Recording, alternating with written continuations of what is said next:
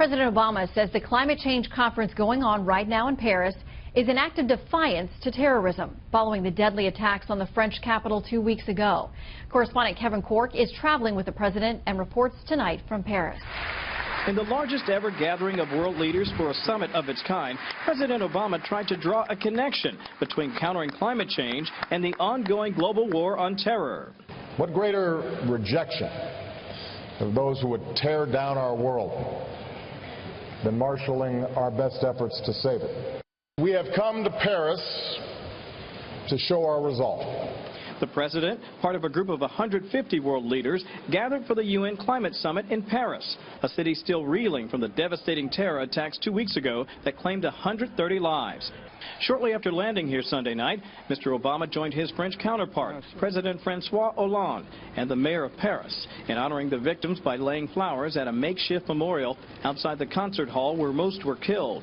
In the wake of the attack, security has been extremely tight, with police clashing with protesters who took to the streets in defiance of restrictions on such gatherings. Even as he met with the leaders of India and China, whose countries along with the U.S. are the world's largest producers of greenhouse gas emissions, the president continued to make the argument that climate change and terrorism go hand in hand. This is a turning point. That this is the moment we finally determined we would save our planet.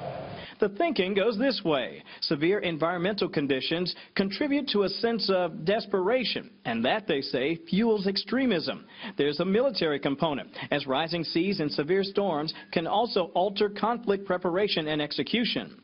And there's the financial impact. Climate change means more heat waves, stronger hurricanes, and superstorms like Sandy, and huge wildfires, all of which cost U.S. taxpayers billions annually. The war on terror was among many topics discussed between the president and Russian President Vladimir Putin. The men met on the sidelines here and talked about their respective roles in the conflicts in Syria and Ukraine. Meanwhile, critics slammed the president's insistence that the terror war and climate change pose similar risks to national security. Well, that's delusional. It is delusional for President Obama and Hillary Clinton and anyone else to say that climate change is our near-term most severe security threat. It is ISIS, period, followed closely by Iran and perhaps Russia. Tuesday, we expect another very important meeting here at the summit as Presidents Obama and Erdogan get together here to talk not just about the climate summit, they're also going to talk about the war on terror. Keep in mind, Turkey is a key ally in the battle against ISIS, to say nothing of their NATO partnership. And it's also important to point out, Shannon, they're involved in a tense standoff with the Russians following the shoot down of that Russian aircraft that strayed into Turkish airspace. Shannon? Yeah, we'll talk about all of that with the panel coming up. Kevin Corke, thank you, live from Paris.